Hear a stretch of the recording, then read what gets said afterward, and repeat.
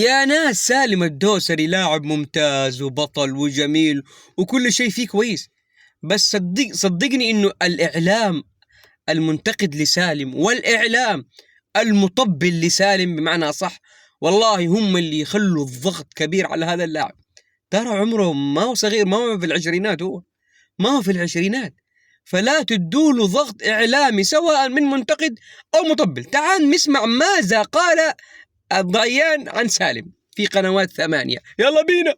وأشك شكوك طيب يجي عادي، أشك شكوك أكبر أن في لاعب في العالم كله ما فيه مبابي يلعب على سالم الدوسري فنيا ولا سالم الدوسري لاعب خارق، لاعب خارق، لاعب خارق من أفضل الأجنحة، والله ما أبالغ، في العالم.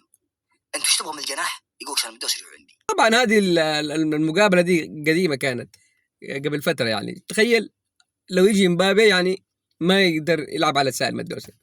ما هو ده اللي مضيع سالم والله العظيم.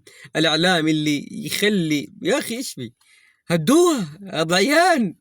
هذا الضيان كان إداري مدير مشاريع تقريبا في النصر 2022 23 زي كده، قبل سنتين، تخيل 3 سنوات كان مدير مشاريع تقريبا في النصر. والله العظيم إنك هبت في إمبابي يا رجل، خفوها شوية بس لمصلحة اللاعب، لازم تخفوها الفترة دي. والله ما في حل. وعلى قول الشاعر المشهور، نعم الشاعر المشهور حينما قال هبت بها هبدة، وقال أفضل من إمبابي، ولو كان الهبد بفلوس كان قصدته على تابي.